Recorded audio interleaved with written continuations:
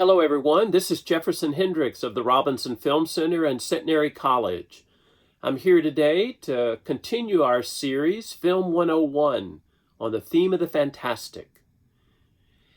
This film that we're talking about today is called Ex Machina, a film that I highly recommend and that I hope, if you haven't seen, you'll take a look at it.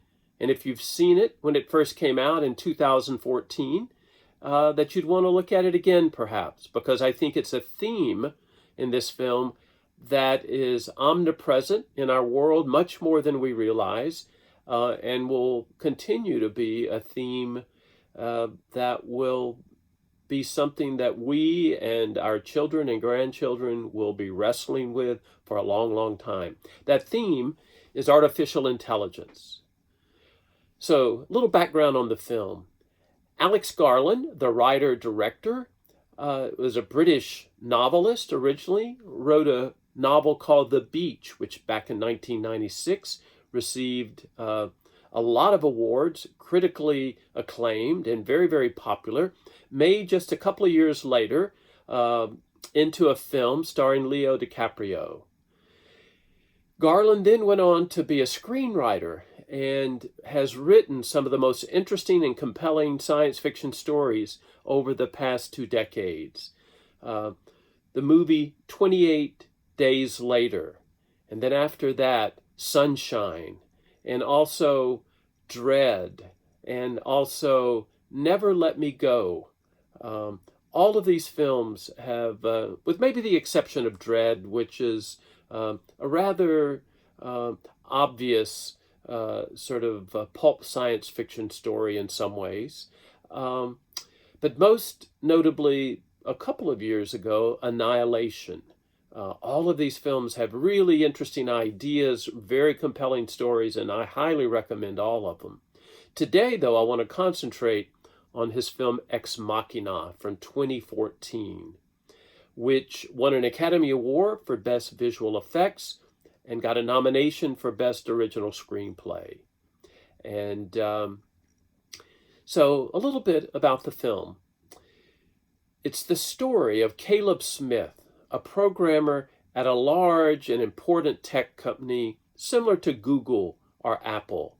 Caleb wins a company-wide competition, and the winner of this competition gets to spend a week at the very beautiful but isolated, futuristic home of the company's CEO, Nathan Bateman. So when Caleb gets there, he finds out very quickly that Nathan has picked him for a particular reason. And that reason is he wants Caleb to basically do a Turing test, devised by Alan Turing back in 1950, a test to determine if artificial intelligence could ever think like a human. So Nathan has Caleb interact with his newest creation, a beautiful humanoid robot named Ava. And as Caleb and Ava's relationship intensifies and as their interactions intensify, Nathan gets, frankly, stranger and stranger. And so this triangle is one that we never quite know what people are thinking, what Ava is thinking. Who do we trust? All of the characters have another game going on than the one that's most obvious. To find out how it ends and how Garland resolves this triangle, you'll have to watch the film. I do want to remind you, though, that this film and many others along this theme have their origins over 200 years ago at least in that classic novel Frankenstein, which was later made, of course, into a great Hollywood film starring Boris Karloff. But the theme of humanity creating itself artificially, trying to create versions of itself, where the human plays God, is a theme that is very, very central to many science fiction stories, and it's central to this film, Ex Machina. I'd want to remind you, if you think, well, this sounds like a typical science fiction film. I would argue that it's not exactly. Ava, played by the Swedish actress Alicia Vikander, is a wonderful creation.